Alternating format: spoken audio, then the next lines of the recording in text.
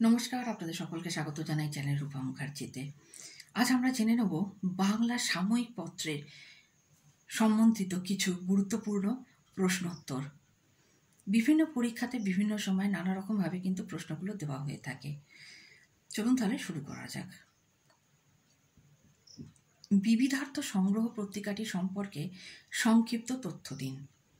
রাজেন্দ্রলাল মিত্র সম্পাদিত সচিত্র মাসিক বিবিধার্থ সংগ্রহ প্রথম প্রকাশিত হয় 1851 খ্রিস্টাব্দে। এই পত্রিকাটি অসাধারণ জনপ্রিয়তা লাভ করে, কারণ এতে নানা ধরনের জ্ঞানের বিষয় মনোরমভাবে প্রকাশিত হতো।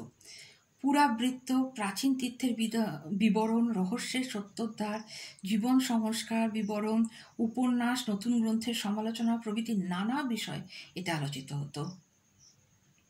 দ্বিতীয় প্রশ্ন, মাসিক পত্রিকা কে প্রকাশ করেন? কবে প্রকাশিত হয়? বাংলা সাহিত্যের ইতিহাসের গুরুত্ব কী? মাসিক পত্রিকা 1854 সালে প্যারীচাঁদ মিত্রের সম্পাদনায় প্রথম প্রকাশিত হয়। বাংলার সাধু গদ্যরীতির পরিবর্তে চলিত রীতি প্রবর্তন করাই এই পত্রিকার লক্ষ্য ছিল। এই পত্রিকাতেই সম্পাদক টেকচাঁদ ঠাকুর ছদ্মনামে চলিত ভাষায় আলালের ঘরের দুলাল নামে এক উপন্যাস ধারাবাহিকভাবে প্রকাশ করতে থাকেন। বাংলা সাহিত্যের ইতিহাসে বঙ্গদর্শন পত্রিকার গুরুত্ব কী?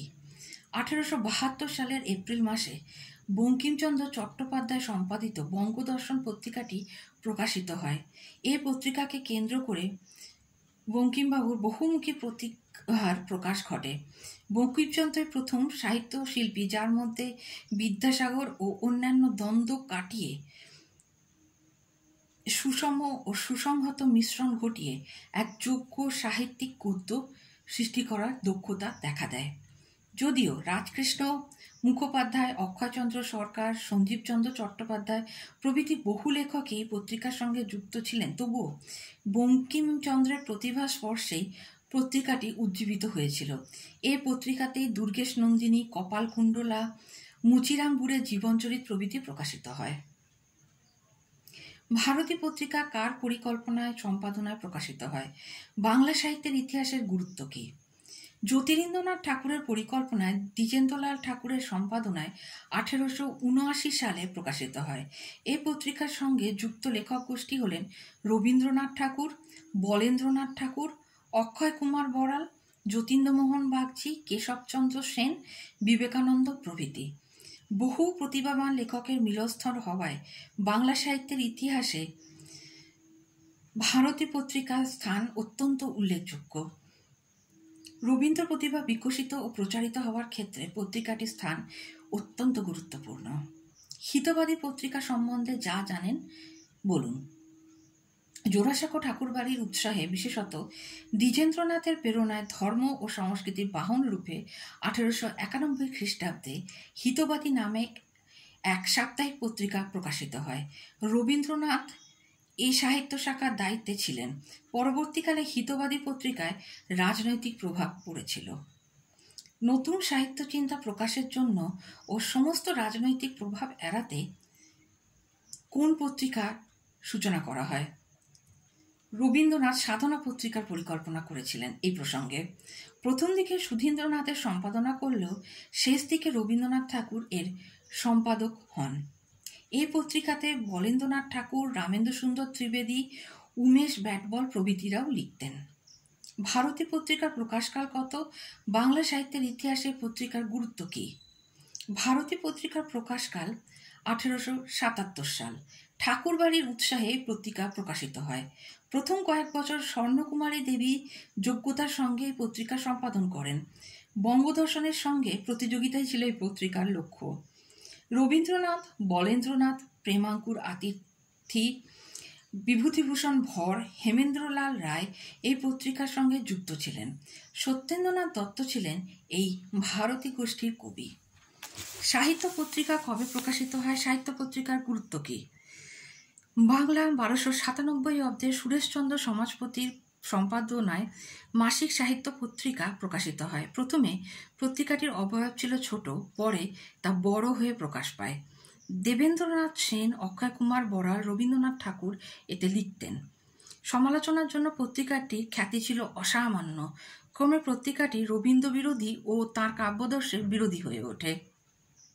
1905 সালে দ্বিজেন্দ্রলাল এর অন্তর্ভুক্ত হয়ে রবীন্দ্র বিরোধিতায় অবতীর্ণ হন, কিন্তু দেবেন্দ্রনাথ সেন ও রামেন্দ্র সুন্দর ত্রিবেদী এতে নিয়মিত লিখতেন ও এদের বিরোধ ছিল নিরপেক্ষ। সবুজপত্র পত্রিকাটির বাংলা সাহিত্যে কি অবদান আছে? 1914 খ্রিস্টাব্দে প্রমথ চৌধুরীর সম্পাদনায় সবুজপত্র নামক মাসিক পত্রিকাটি প্রকাশিত হয়। ভারতী পত্রিকায় চলিত ভাষার যে প্রচলন শুরু হয়, সবুজপত্রে তাই প্রধান রূপে দেখা দেয়। সাহিত্যকে শিক্ষা ও উপদেশ থেকে স্বতন্ত্র করে ইউরোপীয় সাহিত্যে স্পর্শ লাগিয়ে বাংলা সাহিত্যে মুক্তির আনন্দ জাগানোই ছিল সবুজপত্রের লক্ষ্য। এই পত্রিকার লেখাগুলিতে সংযত ভাব ও বুদ্ধিদীপ্ত প্রকাশ লক্ষ্য করা যায়। এই পত্রিকার অন্যতম প্রধান লেখক ছিলেন প্রমথ চৌধুরী। অন্যান্য লেখকরা হলেন সুরেন্দ্রনাথ ঠাকুর, প্রফুল্ল কুমার চক্রবর্তী, ইন্দিরা দেবী চৌধুরানী, বীরেশ্বর সেন প্রভৃতি। নারায়ণ পত্রিকার সম্পাদক ও প্রধান লেখককে এর প্রকাশকাল কত? নারায়ণ পত্রিকার সম্পাদক রূপে চিত্তরঞ্জন দাসের কথা বলা হলেও বিপিনচন্দ্র পাল ছিলেন নারায়ণের কেন্দ্রবিন্দু। সবুজপত্র প্রকাশে রবীন্দ্র বিরোধিতা, অতীতের কাব্যরীতিতে বিশ্বাসীরা সমবেত হলেন নারায়ণে। চিত্তরঞ্জনের পরিচালনায় বিপিন পাল দ্বারা পরিপুষ্ট নারায়ণ 1321 বঙ্গাব্দে প্রকাশিত হয়। এতে বিপিন পাল, সত্যেন্দ্র কৃষ্ণ গুপ্ত, চিত্তরঞ্জন ভ্রাতৃবধূ সরোজবালা দাশগুপ্ত ছাড়াও হরপ্রসাদ শাস্ত্রী, নারায়ণ ভট্টাচার্য, হরিদাস হালদার এই নারায়ণ পত্রিকাতে লিখতেন। প্রবাসী পত্রিকা সম্বন্ধে যা জানুন লিখুন। 1903 সালে এলাহাবাদ থেকে রামানন্দ চট্টোপাধ্যায়ের সম্পাদনায় প্রবাসী পত্রিকা প্রকাশিত হয়। যেহেতু কলকাতার বাইরে থেকে এটি প্রকাশিত হতো, সেই কারণে এর নাম ছিল প্রবাসী। 1941 সালে তিরোধানের পূর্ব পর্যন্ত রবীন্দ্রনাথের রচনা প্রকাশিত হতো। অবনীন্দ্রনাথ ঠাকুরের নব্যভারতীয় শিল্পকলা বিষয়ক রচনাগুলি প্রবাসীতেই প্রকাশিত হয়। কল্লোল পত্রিকার জন্ম সম্পর্কে বলুন। ঢাকা বিশ্ববিদ্যালয়ের জগন্নাথ হলে কলেজের বার্ষিক অনুষ্ঠানে এই পত্রিকার প্রসঙ্গ আনা হয়। পরের বছর গোকুলচন্দ্র নাগ ও দীনেশ রঞ্জন দাসের উদ্যোগে প্রথম মাসিক পত্রিকা কল্লোল প্রকাশিত হয় ঢাকা থেকে। পরের বছরই তরুণ অতরুণ সব সাহিত্যিকরা তাদের প্রচেষ্টায় কল্লোল প্রকাশ করেন।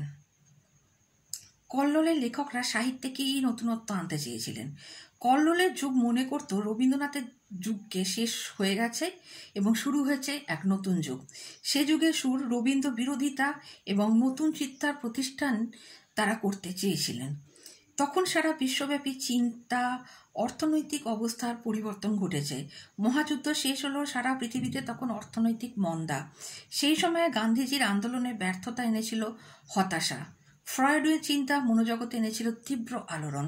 তাই কল্লোল গোষ্ঠীর লেখকগণ মূলত ফ্রয়েড ও মার্ক্সকে অবলম্বন করলেন মন্ত্র হিসাবে। কল্লোল পত্রিকা ভেঙে কি পত্রিকা সৃষ্টি হয়? কল্লোল গোষ্ঠীর সুনির্দিষ্ট লক্ষ্য না থাকায় এদের মধ্যে থেকে একটি গোষ্ঠী বেরিয়ে গিয়ে 1927 সালে প্রগতি পত্রিকা প্রকাশ করেন। আবার কল্লোল গোষ্ঠীর অতিশয়তার প্রতিবাদে 1926 সালে সৃষ্টি হয় কালিকলম। আমরা বাংলার সমসাময়িক পত্রপত্রিকার কথা এই আলোচনায় জানতে পারলাম। ভিডিওটি ভালো লাগলে অবশ্যই লাইক, শেয়ার, কমেন্টস করবেন। চ্যানেল সাবস্ক্রাইব করে পাশে থাকবেন। কোনো প্রশ্ন থাকলে সমসাময়িক পত্রপত্রিকা বিষয়ে অবশ্যই কমেন্টসে জানাতে পারেন। দেখা হচ্ছে অন্য একটি ভিডিওতে। আজকের মতো এই পর্যন্তই। ধন্যবাদ, নমস্কার।